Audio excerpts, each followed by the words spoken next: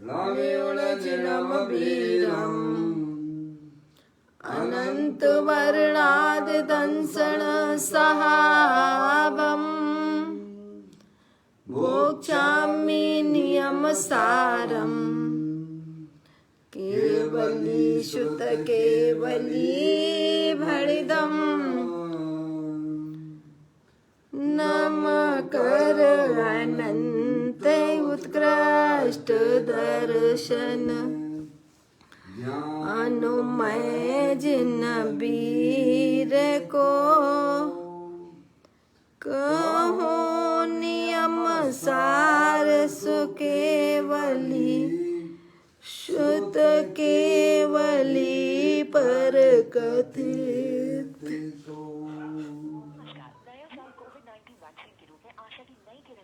श्री नियम सार जी नामक परम आध्यात्मिक ग्रंथ स्वाध्याय हेतु में विराजमान है। आज से 2000 वर्ष पहले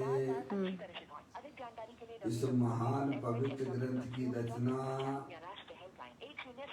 आचार्य श्री कुंद देव द्वारा इसी पवित्र भूमि पर की गई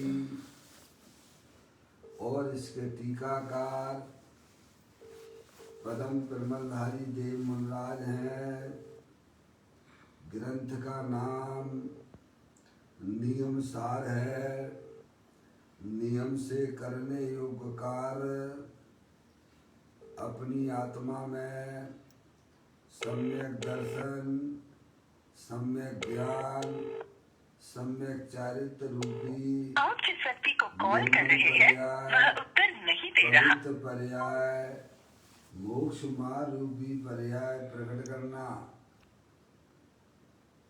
क्योंकि वह पर्याय स्वयं ही सुख स्वरूप है और अनंत सुख का कारण भी है।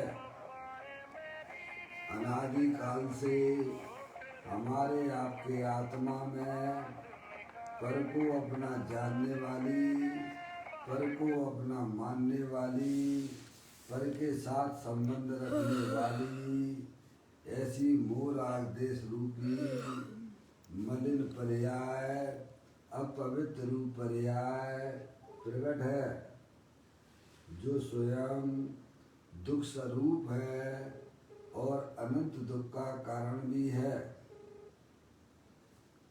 ऐसी मोराग देश रूपी मलिन पर्याय का अपनी आत्मा में से उस पर्याय का अभाव करना है और सम्यक दर्शन ज्ञान चारित्र रूपी निर्मल पर्याय, पवित्र पर्याय, मोक्ष मार्ग रूपी पर्याय को प्रकट करना है।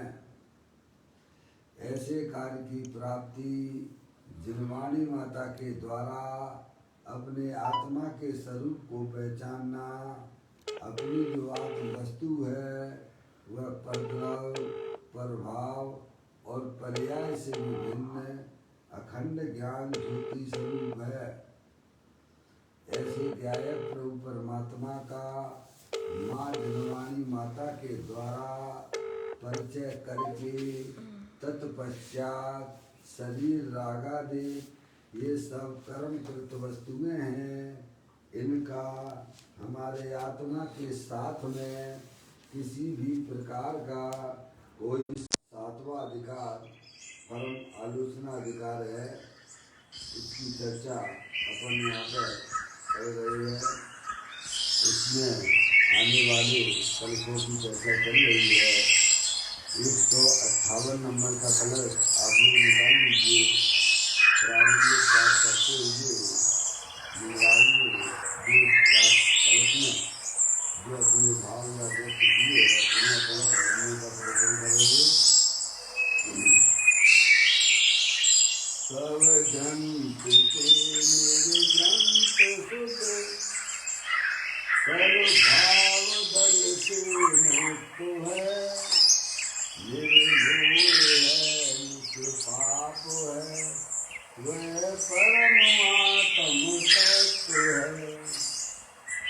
निर्भाव काल बनता जन्म सुख को प्राप्त करने के लिए उस तत्व को करता नमन नित भावना भी खुशी की। यहाँ पर इस तरह के माध्यम से जगत के समस्त जीवों को परम ब्रह्मज्ञान की महाराज यह संदेश देते हैं कि वह जो शुद्धात्म वस्तु है वह सर्व संग से मुक्त है, निर्मुक्त है। सब ग्रंथ से निर्ग्रंथ शुद्ध परम, सब ग्रंथ से निर्ग्रंथ शुद्ध पर भाव बल से मुक्त है। यह अपनी जो चैतन्य वस्तु है वह तीनों काल पर द्रव्य से भिन्न है, मुक्त है, निर्मुक्त है और परद्रव्य के निमित्त से जो हमारी आत्मा में प्रभाव मूल राज्य के परिणाम होते हैं उससे भी अपना भगवान आत्मा मुक्त है। ये बात उन्होंने पहली सब ग्रंथ से निर्ग्रंथ शुद्ध प्रभाव जल से मुक्त है। जैसी है चैतन्य वस्तु वह सिद्धार्थ वस्तु परद्रव्य से तो भिन्न है ही, सब संयोग सब संग से है, सब संग से निर्मुक्त है। शरीर और शरीर से संबंधित जितने भी चेतन अचेतन पदार्थ है उससे अपनी जो चैतन्य वस्तु है जो शुद्धात्मा है वह भिन्न है। उससे परद्रव्यों से तो भिन्न है ही, लेकिन परद्रव्य के निमित्त से जो हमारी आत्मा में मूल का परिणाम होता है उससे भी यह भगवान आत्मा भिन्न है, मुक्त है। देखो पहली लाइन मेरी बात मोदी है लाइन पर हमने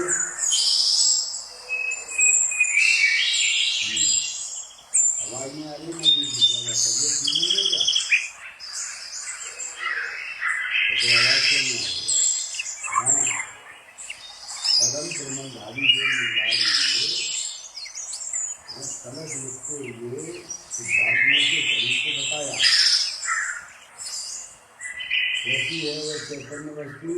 तो उन्होंने पहली लाइन में लिखा सब ग्रंथ से निर्ग्रंथ शुद्ध प्रभाव दल से मुक्त है। अपनी जो चैतन्य वस्तु है जो शुद्धात्म वस्तु है वह सर्व संग से निर्मुक्त है, भिन्न है। शरीर आदि जो परद्रव्य है उनसे अपनी चैतन्य वस्तु शुद्धात्म वस्तु भिन्न है। इस बात को दूसरा उन्होंने कहा कि पर भाव बल से मुक्त है। अपनी आत्मा में जो परद्रव्य के निमित्त से जो मूल राज्य के परिणाम उत्पन्न होती है उनसे भी अपनी चैतन्य वस्तु कैसी है, मुक्त है, भिन्न है। बराबर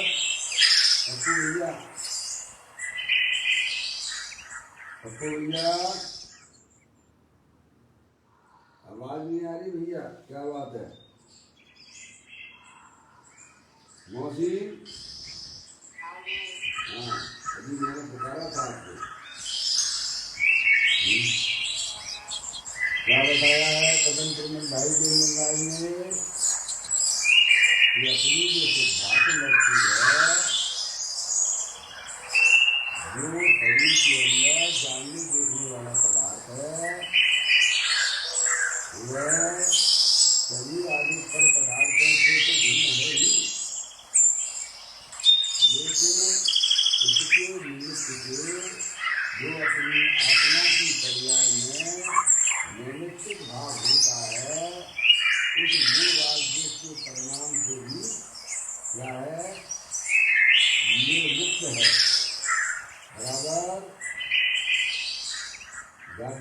बुलाइए। मम्मी तो हाँ तो बोला करो। हाँ बोलने से पर्याय की हालत बदलेगी।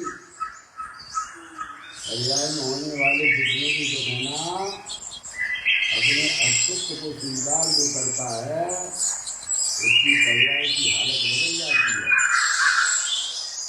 समझ आया? ऐसा वस्तु का स्वरूप है। भैया भाई लाइन पर हैं, बोलते नहीं तो अच्छा नहीं लगता। मैं इसलिए पूछता हूँ कि आप लोग जागृत है तो नहीं। भगवान का तो ये खुद का है, महावीर भगवान का। हम सम्यक दर्शनी लेने यही बहुत बड़ी बात है। अब देखिए दूसरी लाइन में उन्होंने फिर कहा क्या चैतन्य वस्तु कैसी है तो कहते निर्मोह है, मोह के परिणाम से भी भिन्न है। निर्मोह स्वरूप है जिसमें मोह के परिणाम प्रवेश नहीं करते हैं। आपको तो मालूम है शक्कर का क्या स्वरूप है। शक्कर आपकी बुद्धि में रखी हुई है। वो शक्कर बुद्धि से भिन्न है कि अभिन्न है?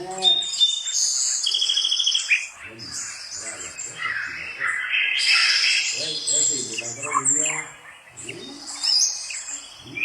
ऐसे ही अपनी जो चैतन्य वस्तु है जो आप हो, जानने देखने वाले पदार्थ हो, अनेक शक्तियों के भंडार वाले हो, जितनी शक्तियाँ सिद्ध परमात्मा के पास में है उतनी की उतनी शक्तियाँ वर्तमान में प्रत्येक संसारी जीव के पास में है।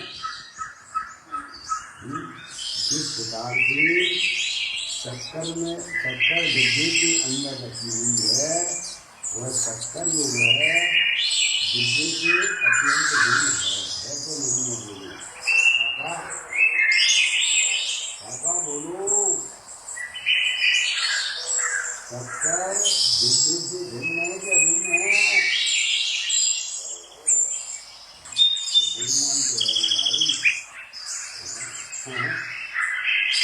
ऐसे ही अपनी जो चैतन्य वस्तु है जो जानने देखने वाला पदार्थ है वह शक्कर इस शरीर रूपी डिब्बे से अत्यंत भिन्न है, अरुचि है। समझ में आया भाई? एक बात। दूसरी बात, शक्कर के ऊपर जो गंदगी लगी हुई है जो आपको स्थूल ज्ञान से दिखती नहीं है। क्या शक्कर के ऊपर जो गंदगी लगी हुई है वह गंदगी आपको स्थूल ज्ञान से दिखती नहीं है। जब आप उसका दीवा बनाते हो तो वह गंदगी बाहर निकल जाती है। तो कहते हैं कि शक्कर जो वस्तु है वह शक्कर डिब्बे से तो भिन्न है ही, पर उसके ऊपर जो गंदगी है उसके लिए शक्कर भिन्न है। अगर आपको यह बात समझ में आती हो तो आचार्य भगवंत कहते हैं कि शरीर है और इसमें जानने देखने वाली चैतन्य वस्तु है जो कि आप हो। समझ आया? और ये चैतन्य वस्तु ये शरीर आदि पर पदार्थों से अत्यंत भिन्न है, अरूपी है। एक बात। दूसरी बात वह ये कहती है कि आत्मा के परिणामों में संसार अवस्था में जो मूल आदेश के परिणाम उत्पन्न हो रहे हैं उससे भी वह चैतन्य वस्तु सिद्धात्मा भिन्न है। लेकिन स्थूल ज्ञान से हमें यह समझ में नहीं आती है। ज्ञानियों ने सम्यक भेद ज्ञान के द्वारा अपनी चैतन्य वस्तु का यह पहचान की है। ये कहते हैं कि अपनी चैतन्य वस्तु जो है मेरे के परिणाम से भी भिन्न है, वह निर्मोही स्वरूप है। बराबर है। देखो यहाँ लिखा हुआ है, कलश में पढ़िएगा, सब ग्रंथ से निर्ग्रंथ शुद्ध पर भाव दल से मुक्त है। सर्व संगों से वह अपनी चैतन्य शुद्ध शुद्धात्म वस्तु है। एक बात, दूसरी बात वो कहती है पर भाव दल से मुक्त है। क्या कहते हैं? पर भाव दल से मुक्त है।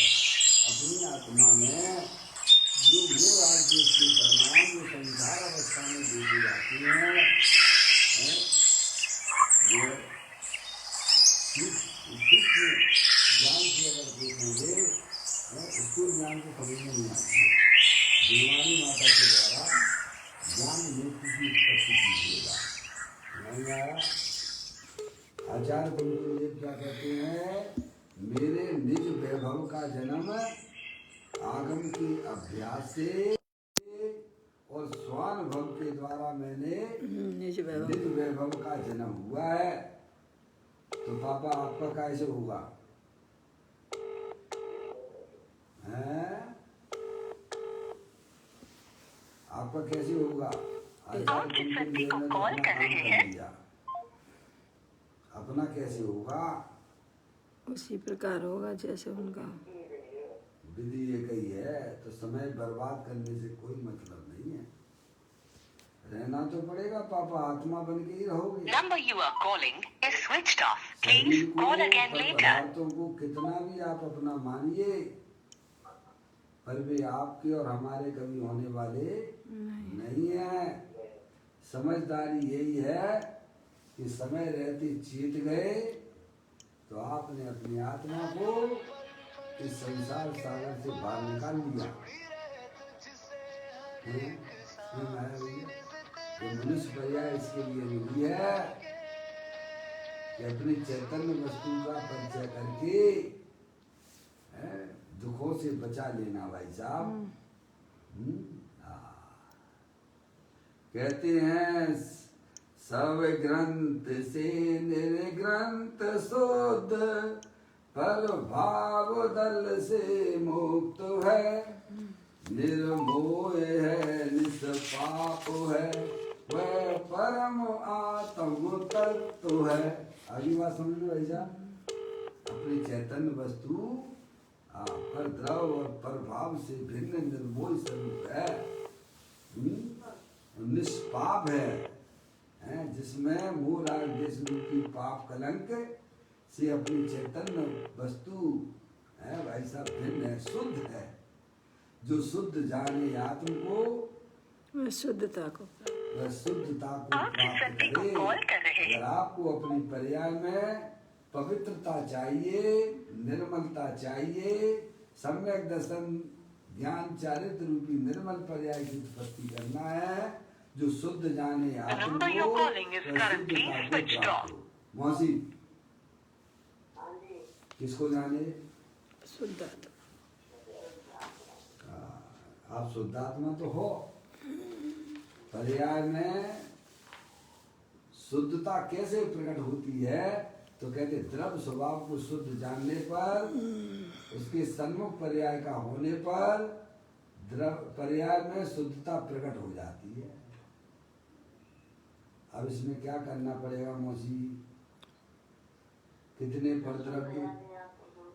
परद्रव्यों के पीछे भगोगे, कितने परद्रव्यों का लक्ष्य करोगे तो पर्याय में शुद्धता होगी भैया।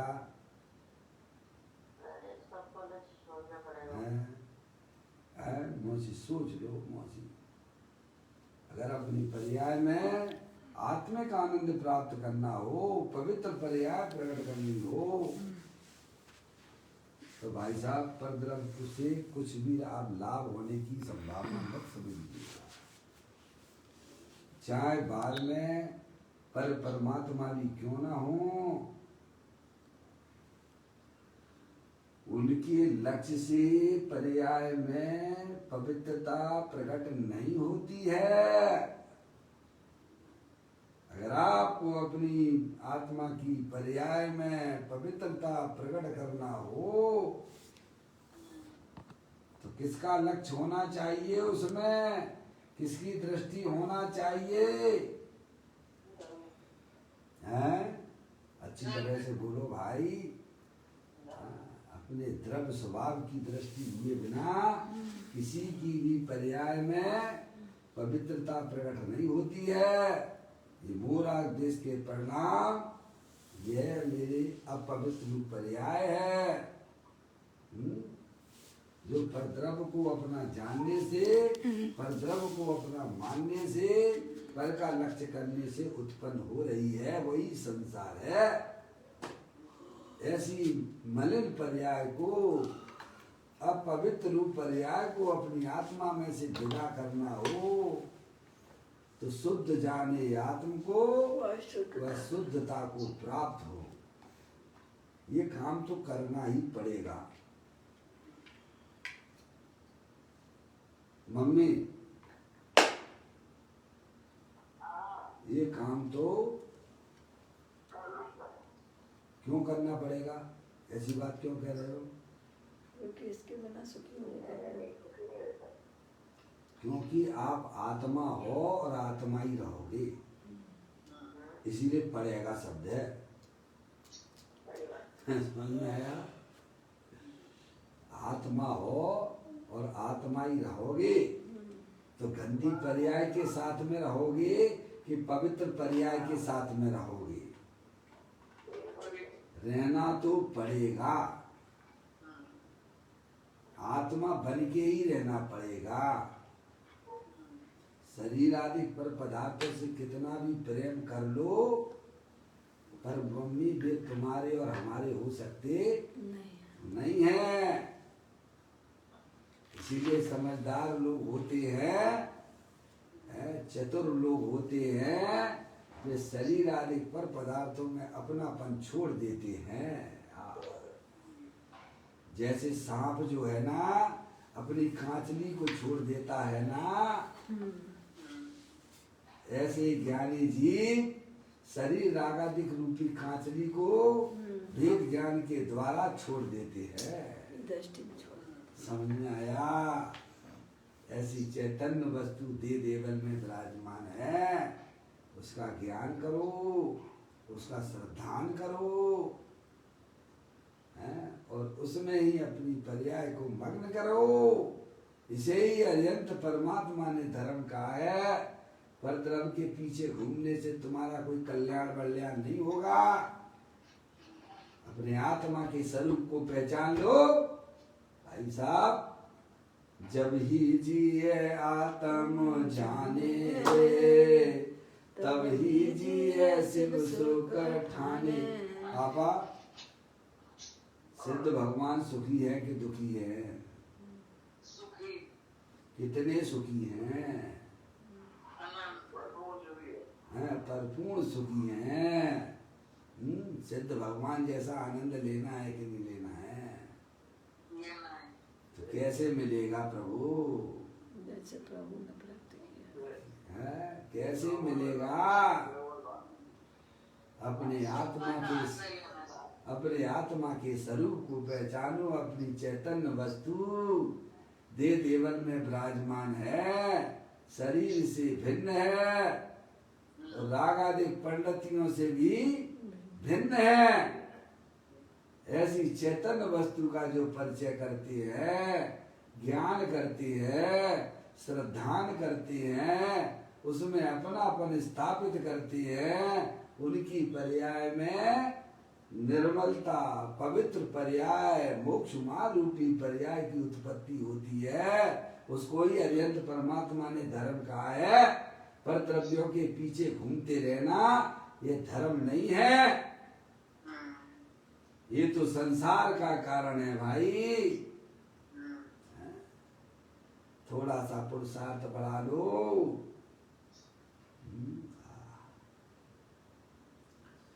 कहते हैं सब ग्रंथ से निर्ग्रंथ शुद्ध,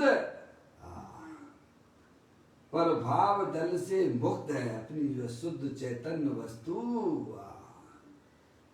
सर्व संग से, शरीर आदि संगों से भी दूर है, भिन्न है, मुक्त है, और उसके निमित्त से होने वाले प्रभाव दल से मुक्त है?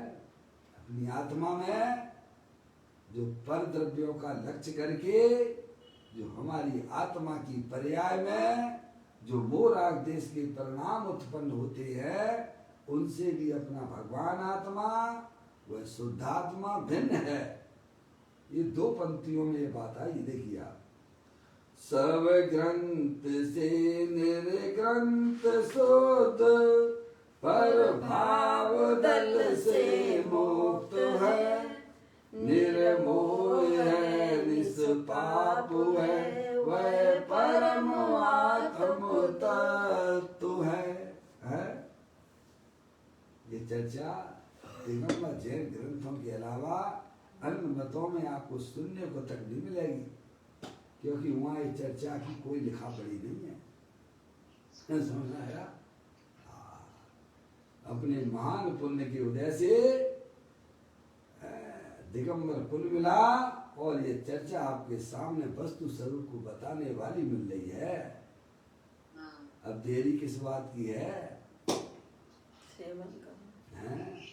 उस चैतन्य वस्तु का परिचय करके ज्ञानी जीव उसका सेवन करते हैं, जो आज हमें सहज रूप से उपलब्ध हो रही है भाई। फिर कहते हैं अंतिम दो लाइनों में कलश में, निर्वाण बनता जन्म सुख को प्राप्त करने के लिए। काय के लिए? निर्वाण बनता जन्म, अनंत सुखरूप पर्याय को प्राप्त करने के लिए है। क्यों भाई?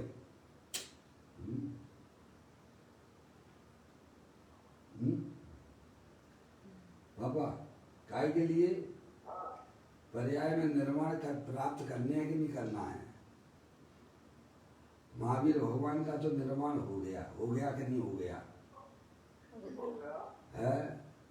समझ नहीं आया? अपनी पर्याय में निर्माण कब होगा?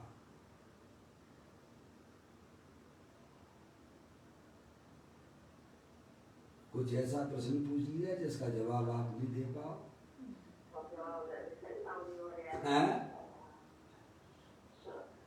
मौसी,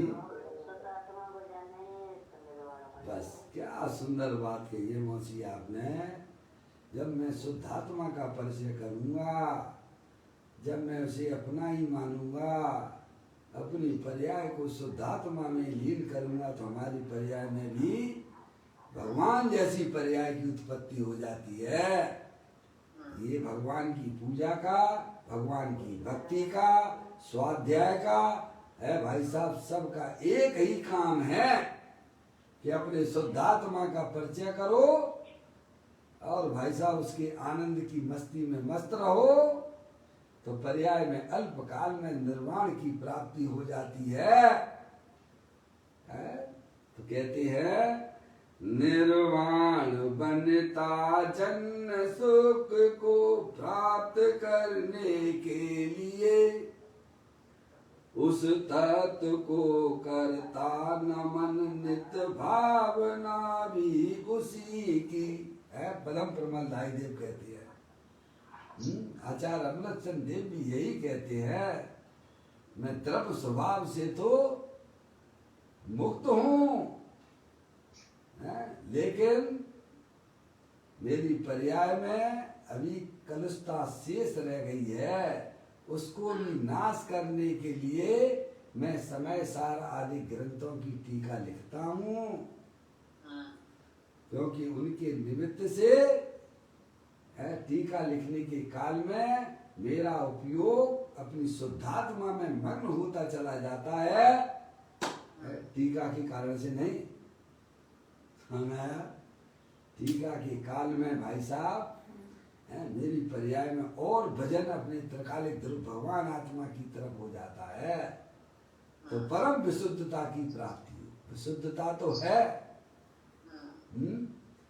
ऐसे ही हमारे सारे धार्मिक कार्य अपनी शुद्धात्मा को मुख करते हुए परिवर्तन करें तो समझ लेना चाहिए कि भाई साहब अब आपने अपनी शुद्धात्मा को पहचान लिया है। अनादि काल से जिसको आपने गौण किया है, अगर आपने आत्मा की आत्मिक आनंद की प्राप्ति करना है तो उसे हर समय उसे मुक्त करने का प्रयत्न हो। आत्म भाव न भावता जीव लय केवल ज्ञान को, इसको आत्म भाव न भावता जीव लय केवल ज्ञान को। यहाँ पर भी पदम प्रमलधारी देव मुनिराज इसी बात को बता रहे हैं कि निर्माण बनता जन्म सुख को प्राप्त करने के लिए, काय के लिए? पापा आप अपनी दुकान खोलते तो काय के लिए खोलते हो? हैं? प्रॉफिट के लिए। काय के लिए? प्रॉफिट के लिए, लाभ प्रॉफिट के लिए, लाभ के लिए, पैसा कमाने के लिए। समझ में आया? हैं? आप व्यापार काय के लिए करते हो? पैसा उगाने के लिए। समझ में आया? लेकिन पैसा जो मिलता है ना पापा, वर्तमान परिणाम पाप का कम, पाप भाव है। पैसा कमाने का भाव पाप भाव है और उससे वह पैसे की प्राप्ति नहीं होती है। अब जो हमें का मालूम तो लगे वही है, लगे रहो क्या? जो पूर्व में आपके साथ में जो साता अधिक कर्म बने हुए हैं, जब उनका उदय आता है तब पैसे की प्राप्ति होती है। विश्वास है कि नहीं है आपको पापा?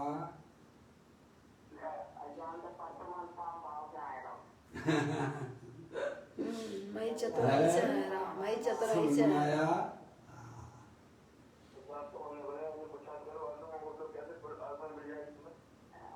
हैं पापा, क्या कह रहे हैं आप?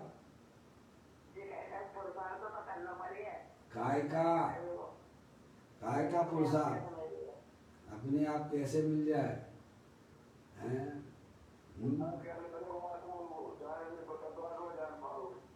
आप नहीं, वो आत्मा की बात कर रहे हैं मम्मी। काय का? पैसा कमाने का पुरुषार्थ के आत्मा में अतीन्द्रिय आनंद की प्राप्ति का पुरुषार्थ की बात कर रहे हो? अतीन्द्रिय आनंद की बात करते हो तो हमें समझ में आती है। उसमें तो पुरुषार्थ करना पड़ेगा पापा, बिल्कुल सही कह रहे हो आप। समझ गए ना आप? पैसा कमाने के लिए कोई पुरुषार्थ नहीं करना है, बल्कि और ज्यादा मिलने वाला था, पाप भाव से और कमी आया है तुम्हारे पास में। समझ में आया? है? अब यही तो समझना पड़ेगी मम्मी। क्या ये अगर जिनके समझ में आ गया वे धन हो जाते हैं। ज्ञानियों को अपनी आत्मा के ऊपर भी विश्वास है। ज्ञानी को प्रभु ने जो 8 कर्म बताए हैं उनका भी उसके विश्वास है। मेरी आत्मा के साथ में अनादि काल से 8 कर्मों का संयोग है और उनके उदय भी हर समय आ रहे हैं। ज्ञानी को आत्मा का भी ज्ञान है, आत्मा के साथ में रहने वाले 8 कर्मों का भी ज्ञान है और वह उनके उदयों को भी पहचानता है। अज्ञानी न आत्मा को जानता है, न आत्मा के साथ में 8 कर्मों को जानता है और न वह उदयों को पहचानता है। वह तो पशुवत जैसा हो गया। पशु क्या करते हैं पापा? दाना और घास को, भूसे में अंतर नहीं समझता, दोनों को मिला के खाता है। ऐसे ही समस्त ज्ञानी जीव ना तो शरीर को समझते हैं और ना आत्मा को समझते हैं, दोनों को मिलाकर सेवन कर रहा है। पशु है वो, हैं?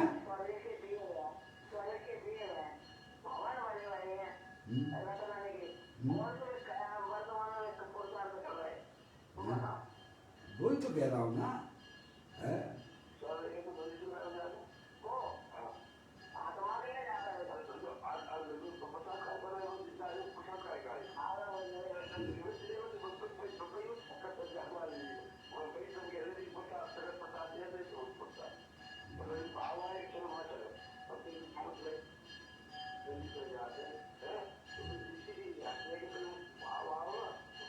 पैसा कमाने के लिए जाती है।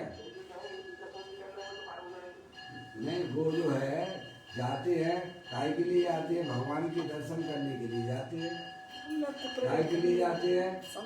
तो ज्ञानी जीव है तो वे तो अपनी काय के लिए जाते हैं, भगवान के दर्शन करते हैं। काय के लिए करते हैं? परिणामों की शुद्धता के निमित्त जिन इसीलिए मैं निरखता इनमें निज प्रतिभिन्न। काय के लिए जाते हैं वे? अपनी परिणामों में जो अशुद्धता चल रही है उस अशुद्धता को दूर करने के लिए जाते हैं। तुम्हारे बाहर के रुपया पैसा के लिए नहीं जाते हैं।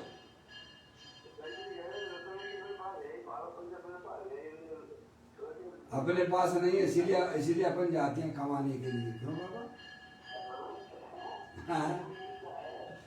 अरे भाई थोड़ा वस्तु स्वरूप का विचार करो।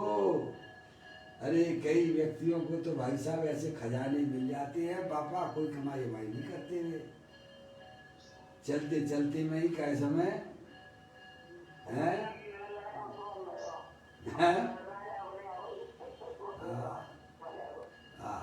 धर्म करत संसार सुख, धर्म करत निर्माण, धर्म पंथ साधे बिना नरत समान। अरे भाई अपनी आत्मा को पहचान लो। अपनी आत्मा पर द्रव प्रभाव से भिन्न है, ऐसी चैतन्य की दृष्टि जहाँ ज्ञानी को होती है तो भाई साहब पर्याय में तो सुख की प्राप्ति हो ही जाती है। अच्छा बताओ पापा, पैसा काय के लिए कमा रहे हो ये बताओ? अरे बोलो।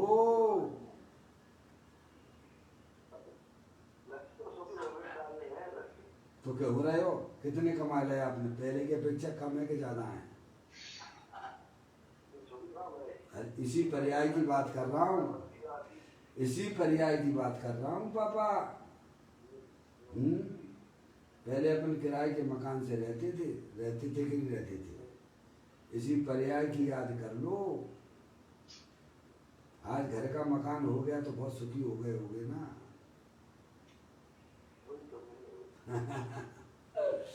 गुण ही नहीं है, जहाँ गए माँ देखेगा तो मिलेगा। भाई उससे हमारा कोई सुख का कोई संबंध नहीं है। 24 घंटा बहिर्मुखी होकर हम भाई साहब सुखी होने के लिए तड़पते रहते हो। ज्ञानी कहते तुम अपनी आत्मा का सच्चा ज्ञान कर लो, तेरी तड़पन सब खत्म हो जाएगी। अब वो अपन करते नहीं है क्या भाई साहब? ज्ञानी करते हैं काम। कहते हैं निर्वाण बनता जन्म सुख को प्राप्त करने के लिए। काय के लिए? जो सिद्ध परमात्मा ने अपनी पर्याय में जो सिद्ध पर्याय प्राप्त की है, ज्ञानी जीव भी, चाहे वह सम्यक दृष्टि जीव हो चाहे मुनराज हो, सबका एक ही लक्ष्य है। क्या क्या है? परिणामों की सच्ची क्या है? अपनी पर्याय में अनंत दर्शन, अनंत ज्ञान, अनंत सुख, अनंत वीर की पर्याय प्राप्त हो। खारेपन से भरी हुई जो नमक डली है, ज्ञान भाव से भरा हुआ तो निज आत्म है। अंतर बाहर प्रकट तेज में सहजो नाकुल, वह अखंड चिन्मय चिदघन हमें प्राप्त हो। पदम आचार्य अमृत चंद्र कहते हैं 14वें नंबर के कलश में समय सारथी में है, ज्ञान भाव से भरा हुआ निज आत्म है। वह परम शुद्धता, परम विशुद्धता, बस प्रभु वही हमें प्राप्त हुआ। अखंड ज्ञान ज्योति स्वरूप भगवान आत्मा जो कि अनंत शक्तियों के भंडार वाला है, उसकी पर्याय में भरपूर्ण रूप से प्राप्ति हो, ऐसी भावना बातें हैं ज्ञानी। यहाँ भी पदम प्रमदाई देव उसी की बात यहाँ करते हैं 2 लाइनों में। निर्वाण वर्णिता जन्म सुख को प्राप्त करने के लिए उस तत्व को करता नमन नित भावना भी उसी की। हमें काय की भावना है? पैसे के लोभियों को संयोगों की भावना हुआ करती है। वे तो संसारी जीव हैं भाई, जिन्हें अपनी आत्मा को प्राप्त करने के लिए उन्होंने लिखा अंतिम लाइन, उस तत्व को करता नमन। नमन कैसे होता है? तो नमा समय सारा है। किसको कैसे नमस्कार होता है? नमा समय सार यानी शुद्धात्मा, नम यानी नमस्कार। कैसे होता है? कि जब अपनी पर्याय, परद्रव, प्रभाव और पर्याय का भी लक्ष्य छोड़ देती है, अपने चैतन्य वस्तु की दृष्टि करती है, तो उसी को ही नमस्कार कहती है। क्या कैसे नमस्कार करती है? सब तरफ से पर्याय की विमुक्ता, परद्रव्यों की विमुक्ता छोड़ती हुई अपने गायक प्रभु परमात्मा का अवलंबन आश्रय लेती है। वही वास्तविक नमन है, वही नमस्कार है। तो कहते हैं उस तत्व को करता नमन। नमन बहिर्मुखता से होता है कि अंतर्मुखता से होता है? पर्याय की बहिर्मुखता से होता है कि पर्याय की अंतर्मुखता से होता है? बस ये समझ लो भैया, इसी को अरिहंत परमात्मा ने धर्म कहा है। जब पर्याय समझदार हो जाती है, समझ परद्रव, प्रभाव और पर्याय का भी अवलंबन छोड़ देती है, अपने गायक प्रभु परमात्मा शुद्धात्मा का अवलंबन लेती है, तब पर्याय को इसी को नमन कहते हैं। फिर आगे उन्होंने कहा नित भावना भी उसी की। किसकी भावना? आत्म भाव न भावता जीव लहे केवल ज्ञान को। कैसे मिलता है? उस शुद्धात्मा रूप परिमन करने से, शुद्धात्मा का अनुसरण करने से है भाई साहब, वही भावना है। भावना यानी आश्रव रूपी भावना ना लेना मौसी, आश्रव रूपी भावना की बात नहीं है। ये द्रव्य स्वभाव का अनुसरण करती हुई पर्याय जो परिमन करती, उस भावना की बात है। समझ में आया भैया?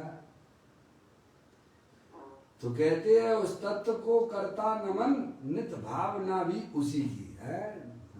इस प्रकार की सुंदर कलश है भाई साहब। ये अभी हमने आपको यह कलश पढ़ा है। अब पूज्य गुरुदेव श्री इसी कलश का खुलासा करते हुए यहाँ पर हमें समझा रहे हैं।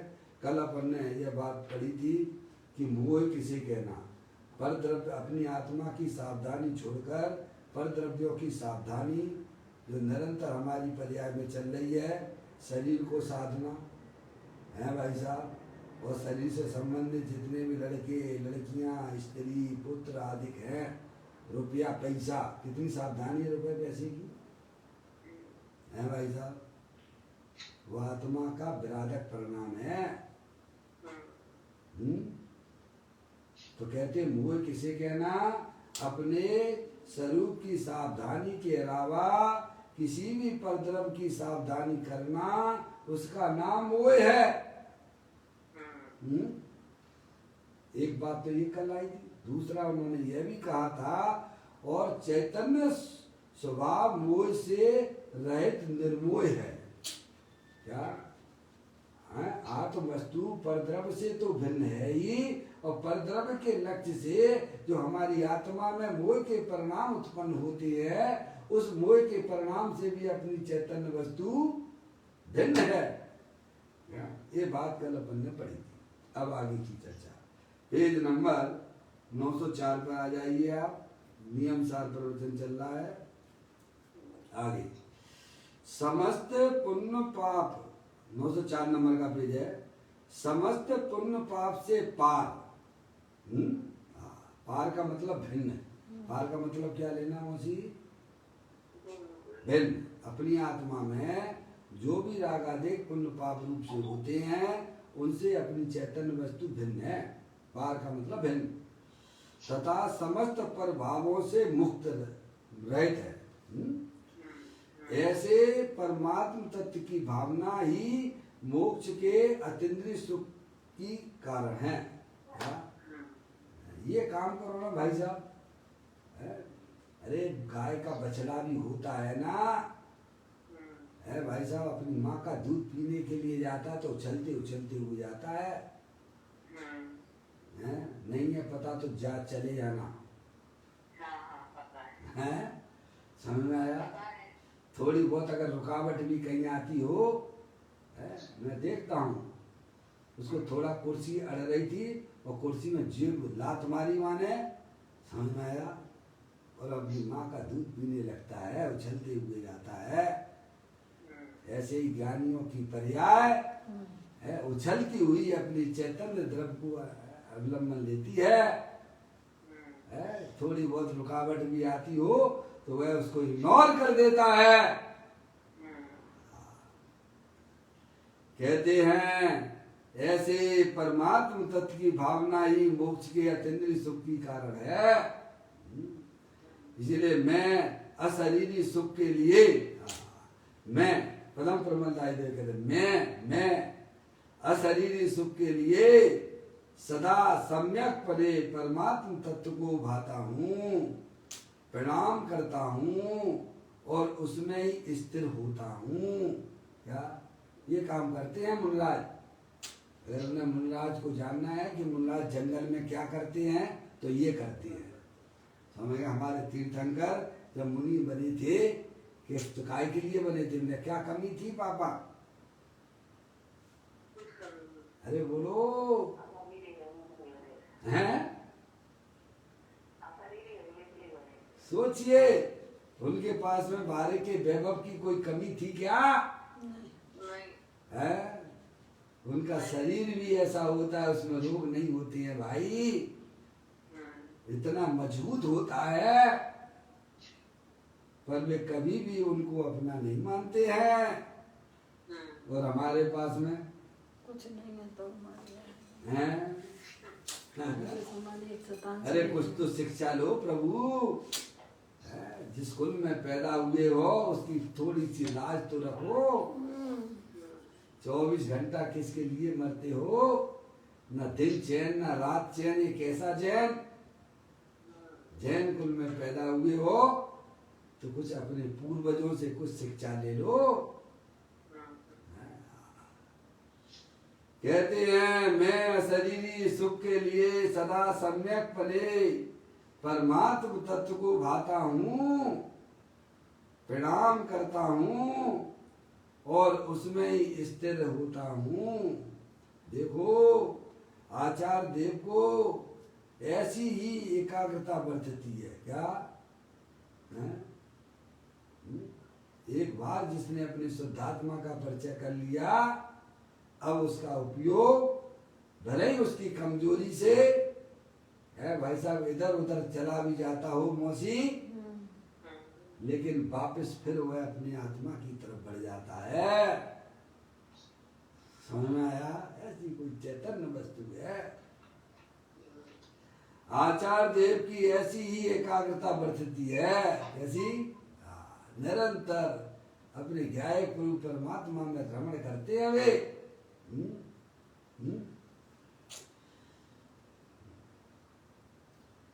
इसीलिए आचार्य देव कहते हैं कि मैं इस परमात्म तत्व की भावना करता हूँ, प्रणाम करता हूँ। यहाँ विकल्प की भावना नहीं कहा है। देखो मौसी क्लियर कर दिया कुछ गुरुदेव श्री ने। यहाँ विकल्प की भावना ने आश्रम की भावना नहीं कही है हमने। यहाँ पर आश्रम रूपी भावना की बात नहीं है। कुछ गुरुदेव श्री ने भी यही बात की है, उसका खुलासा किया है। मौसी यहाँ जो कलश में भावना लिया गया है, या विकल्प आश्रम रूपी भावना की बात नहीं है। मौसी मौसी चली गई क्या? आवाज नहीं आ रही है। तो कहती है यहाँ विकल्प की भावना नहीं कहा है, परंतु आत्मा में एकाग्र होने को भावना कहा है। मम्मी किसको कहा है भावना? आत्मा में एकाग्र होना। समझ लिया? हाँ। पप्पू भैया, भावना किसको कहते हैं? यहाँ तो यही भावना का अर्थ किया गया है। समझ में यार? अपने चैतन्य स्वरूपी भगवान आत्मा में पर्याय मग्न हो है। आत्म भावना भावता जीव लहे केवल ज्ञान को, वही केवल ज्ञान को प्राप्त कर सकता है जो अपनी आत्मा में है, अपनी आत्मा में अपनी पर्याय को मग्न कराता है। केली करे शिव मार्ग में जगमाई जिनेश्वर के लघुनंदन, समझ सम्यक दृष्टि जीव अपनी आत्मा को मुक्त करते हुए आनंद में रहते हैं। केली करें शिव मार्ग में जगमाई जिनेश्वर के लघुनंदन, किसके साथ खेलते हैं? मोक्ष मार्गी जीव किसके साथ में खेलता है? स्वयं अपनी आत्मा के साथ खेलता। अरे बोलो, आत्मा के साथ। अपनी शुद्धात्मा के साथ में खेलता है। ऐसी चैतन्य वस्तु हमारे पास में है कि नहीं?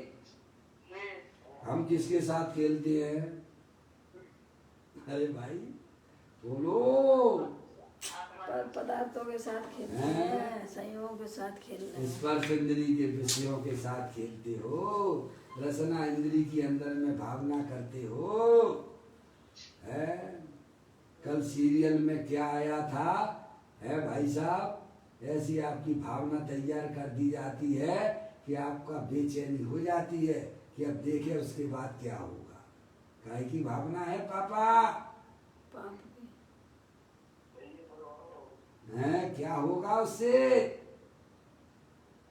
अरे उन टीवी पे चलने वाले वे तो पैसा कमाते हैं, हम क्या करते हैं? कौन से तुम्हें पैसा मिलते वाला है?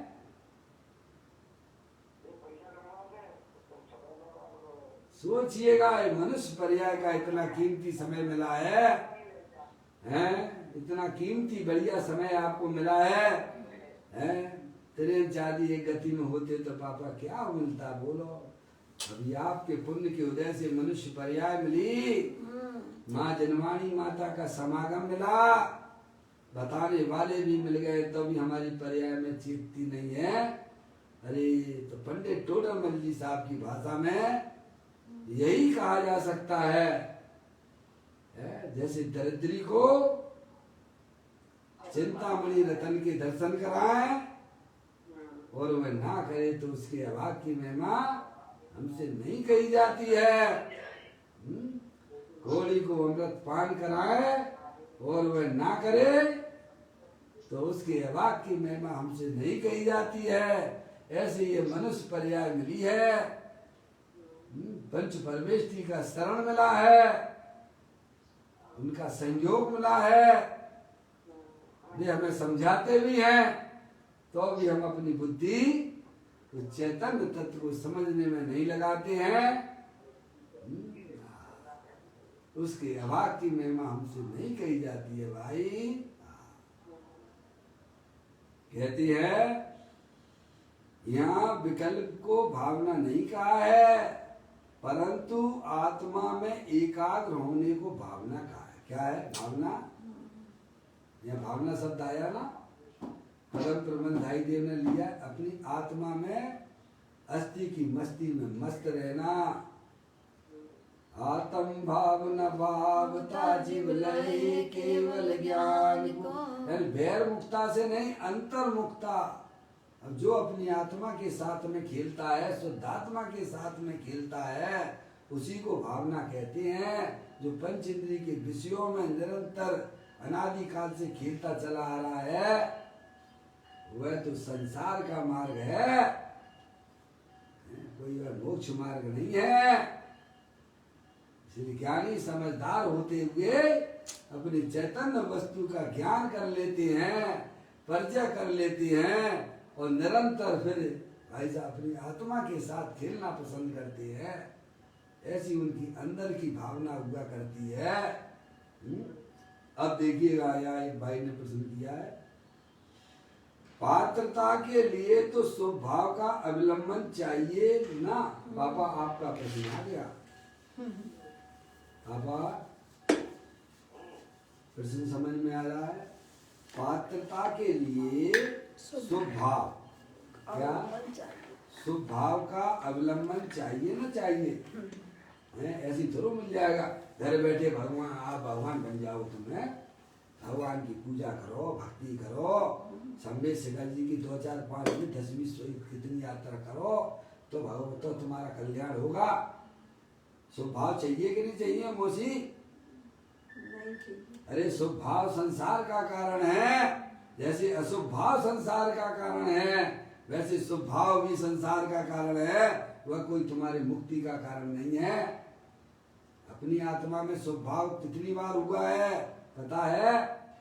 मुनि वृद्धार अनंत बार गिरे बख उपजायो, पहले जातम ज्ञान बिना सुख लेस न पायो। कितनी बार इतना स्वभाव हुआ है, तब पापा आपकी मुक्ति हो गई कि नहीं हो गई? हैं? एक बार नहीं अनंत बार, नवे गिरवियों की हद पायो अनंत गिरिया। क्या भाई सम्यक ज्ञान न लाभ। अनंत बार मेरा आत्मा ऐसे स्वभाव करके भाई साहब 9वें गिरिव्या तक गया, लेकिन वही कोलू की बैल की तरह जन्म मरण कर रहा है। कैसे? कोलू की बैल की तरह कभी स्वर्ग में जाता है, कभी नरक में जाता है, कभी त्रियंश में जाता है, कभी मनुष्य में जाता है। समझ आया? उससे कोई आत्मा का कल्याण नहीं होता है, क्योंकि स्वभाव जो है मेरी चैतन्य वस्तु से अत्यंत भिन्न है। भिन्न वस्तु का लक्ष्य करोगे तो पर्याय में भाई साहब गंदगी उत्पन्न होती है। यह एक भाई ने प्रश्न किया है कि पात्रता के लिए, क्या के लिए? पात्रता के लिए है, पात्रता के लिए स्वभाव का अवलंबन चाहिए ना चाहिए? कुछ गुरुदेव श्री का समाधान अपन पढ़ लेते हैं, मैंने भी नहीं पढ़ा, चिंता मत करना। क्या अपन दोनों एक साथ में पढ़ते हैं, देखो कुछ गुरुदेव श्री क्या जवाब देते हैं। अरे भाई, चैतन्य तत्व की दृष्टि ही मोक्ष प्राप्ति के लिए प्रथम पात्रता है। क्या है? क्या गुरुदेव श्री ने जवाब दिया? मोक्ष प्राप्ति के। अरे भाई, चैतन्य तत्व की दृष्टि मोक्ष प्राप्ति के लिए प्रथम पात्रता है। पहली पात्रता क्या है? अपनी आत्मा को जाना, पर्याय में सम्यक दर्शन की प्राप्ति हो, है मोक्ष महल की प्रथम सीढ़ी। ज्ञान चरित्र। प्रथम सीढ़ी क्या है? सम्यक दर्शन। सम्यक दर्शन। सम्यक दर्शन क्या है? अपने आत्मा के दर्शन का नाम सम्यक दर्शन है। यही पात्रता है मोक्ष के लिए। बोलो, लिखा है कि नहीं ग्रंथों के अंदर आपके? लिखा है कि नहीं? बोलो, मोक्ष महल की प्रथम सीढ़ी या बिन ज्ञान चरित्र, या बिन ज्ञान चरिता सम्यकता न है धारो भव पवित्रता। समझ में आया? सम्यक दर्शन के बिना पर्याय में पवित्रता प्रकट नहीं होती है। अपने आत्मा के दर्शन किए बिना किसी की भी पर्याय में पवित्रता प्रकट नहीं होती है। कुछ गुरुदेव श्री ने यही उत्तर दिया। रे भाई, चैतन्य तत्व की दृष्टि मोक्ष प्राप्ति के लिए प्रथम पात्रता है। चैतन्य वस्तु अभी जिसके लक्ष्य में ही नहीं आई है वह पात्र नहीं है। क्या भाई? पात्रता नहीं है? अभी जिसके ज्ञान में ही नहीं है, समझ गए ना आप? अभी इसकी दृष्टि में ही नहीं आई है, अभी जानता ही नहीं है, है? अपनी चैतन्य वस्तु कैसी है, मैं कौन हूँ, मैं कौन हूँ, मेरा क्या स्वरूप है, मैं दुखी हो रहा हूँ तो सुखी होने का क्या उपाय है, वर्तमान में मोरा जिसके परिणाम उत्पन्न हो रहे हैं इनका क्या फल लगेगा, इन बातों की जिसे खबर ही नहीं है, कैसे वो अपनी आत्मा का अवलंबन ले लेगा भाई साहब? कहते हुए पात्र ही नहीं है।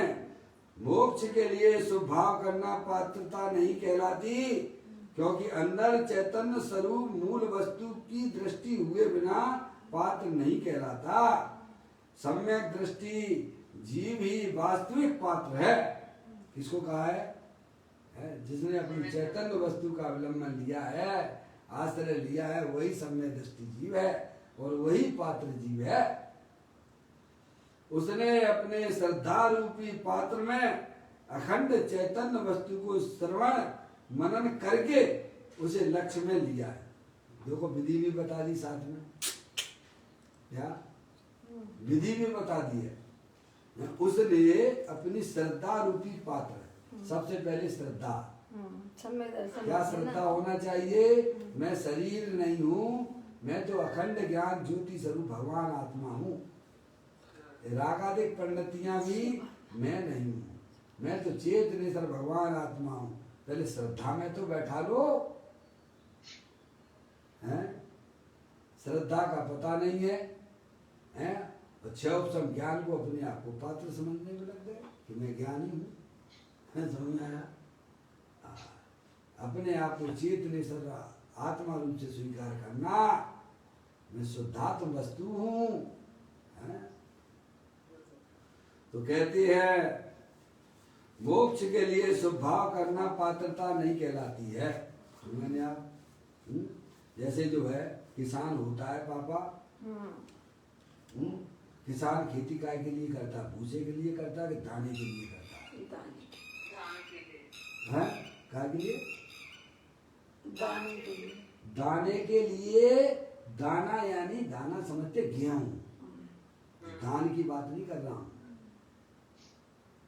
किसान जो खेती करता है वह भूसे के लिए करता है कि दाने के लिए करता है? दाने के लिए करता है, भूसे के लिए नहीं करता है। भूसा तो सहज में मिलता है? ऐसे ही ज्ञानी जीव अपने शुद्धात्मा का ज्ञान का स्वाध्याय काय के लिए करते हैं? भगवान की पूजा काय के लिए करते हैं? एक ही है, अपने आत्मा, अपनी शुद्धात्मा की प्राप्ति के लिए करते हैं। और पुण्य रूपी भूसा तो सहज में ही हो जाता है। क्या कहा है? जहाँ अपने आत्मा का पर्याय में निर्णय होता है तो पुण्य रूपी भूसा तो सहज में होता है, उसके लिए नहीं करता है वो। है? कहते हैं मोक्ष के लिए शुभ भाव करना पात्रता नहीं कहलाती, क्योंकि अंदर शरीर रागादिक से भिन्न अंदर चैतन्य स्वरूपी मूल वस्तु की दृष्टि हुए बिना पात्र नहीं कहलाता है। पात्रता लाना है तो अपनी चैतन्य वस्तु को पहचान कर उसका आश्रय लो, तो पर्याय में पात्रता प्रकट होती है। सम्यक दृष्टि जीव ही वास्तविक पात्र है। उसने अपने श्रद्धा रूपी पात्र में अखंड चैतन्य वस्तु को श्रवण मनन करके उसे लक्ष्य में लिया है। क्या करना? हमें भी लेना है तो कैसे लेंगे भाई साहब? इसी विधि से। उससे दूर दूर रहेंगे। जहाँ आत्मा की बातें चलती हैं तो हमें अपने आत्मा की प्राप्ति हो जाएगी क्या? नहीं। अरे बोलो। नहीं।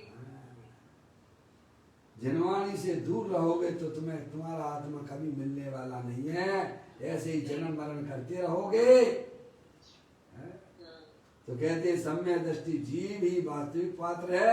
उसने अपने श्रद्धा रूपी पात्र में अखंड चैतन्य वस्तु को श्रवण मनन करके अंदर में चिंतन किया, सुना, चिंतन किया, विचार किया कि प्रभु की कही हुई बातें हैं, इसमें कोई अरे गहरे नत्थु खैरे की बात नहीं है। कोई प्रधानमंत्री आपको कोई बात कहें तो आप उसका चिंतन मनन करोगे कि नहीं करोगे? रह लोगे उसके देश में? सोचिएगा। तो हमारे अनंत परमात्मा हमारे गुरु क्या उससे ऊंचे नहीं होंगे क्या? सर्वोत्कृष्ट है अनंत परमात्मा, सर्वज्ञ देव है। उन्होंने जो बताया उनकी बात को ध्यान से सुनते हो कि नहीं सुनते हो? बाहर में रहने वाले राजा की बात तो आपको कैसे अंदर में चढ़ जाती है कि भाई साहब प्रधानमंत्री ने ये बात कही है तो मुझे करना हमारा कर्तव्य है, नहीं तो आप यहाँ देश में नहीं रह सकते हो। क्या ऐसी बुद्धि से दिनवाणी पढ़ते हो क्या? सोचना विचार करना भाई। कहते हैं चैतन्य अंदर चैतन्य स्वरूप मूल वस्तु ही दृष्टि हुए बिना पात्र नहीं कहलाता। सम्यक दृष्टि जीव ही वास्तविक पात्र है। उसने अपने श्रद्धा रूपी पात्र में अखंड चैतन्य वस्तु को श्रवण मनन करके उसे लक्ष्य में लिया है। ऐसे उसके अब स्वरूप की प्राप्ति हुई है। सारी बातें आ गई, वो आप देखिएगा 5वें नंबर की गाथा से जब मिलान करोगे आप बिल्कुल यही बात मिलेगी। मेरे निज वैभव का जन्म कैसे हुआ है? आगम के अभ्यास से, युक्ति के अवलंबन से, पर अपर गुरु के उपदेश से और स्वानुभव के द्वारा निज वैभव का जन्म हुआ है। तो कहते हैं सम्यक दृष्टि जीव ही वास्तविक पात्र है। उसने अपने श्रद्धा रूपी पात्र में अखंड चैतन्य वस्तु को श्रवण मनन करके उसे लक्ष्य में लिया है। लक्ष्य में आने के बाद में भावना तथा एकाग्रता होती है। कब होती है? आत्मा का ध्यान करो, आत्मा का ध्यान करो। तो आत्मा का तुम्हें ज्ञान तो हो, पहले ध्यान तो बाद में कर लेना। समझ आया? एकाग्र चिंता निरोधो ध्यानम। अब वह सम्यक दृष्टि जीव जिस शुद्धात्मा का उसने परिचय किया था, उस शुद्धात्म वस्तु में जो अपनापन स्थापित किया है, अब वह निरंतर अपनी पर्याय को अपने ज्ञाय परमात्मा में ही भ्रमण कराता है। तो कहते हैं आने के बाद में भावना तथा एकाग्रता होती है, उसके बाद एकाग्रता होती है। यहाँ तो आचार्य देव ने स्वभाव का गीत गाया है। किसका? स्वभाव का, अपने शुद्धात्मा की गीत गाया है। स्वभाव का गीत गाते हुए आचार्य देव ने अलंकार में शब्दों का प्रयोग किया है। मुक्ति को स्त्री की उपमा दी है। किसकी? मुक्ति को स्त्री की उपमा दी है। पर्याय स्त्री है, द्रव्यपति है। क्या? अरे द्रव्य जो है वो पति है और पर्याय है वह स्त्री है। स्त्री का धर्म क्या है? अपने द्रव्य रूपी पति के पास में रहना।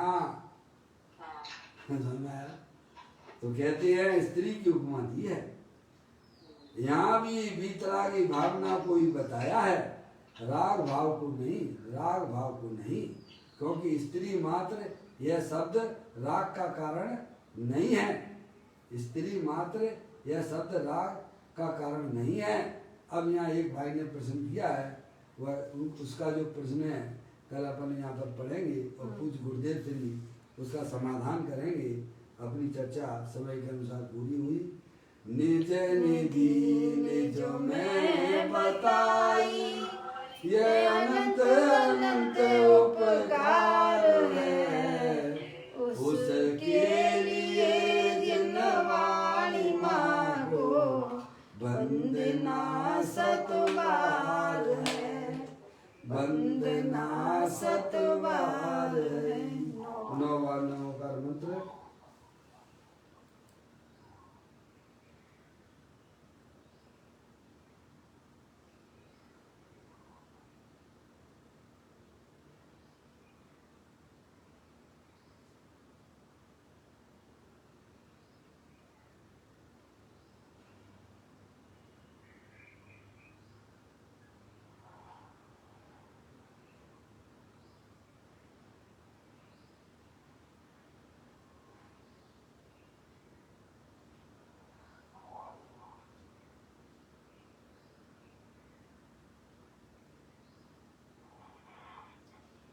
बोलो द्वादशांग जनवाणी माता की जय, महान जैन धर्म की जय। सभी साधर्मी आत्मार्थी बंधुओं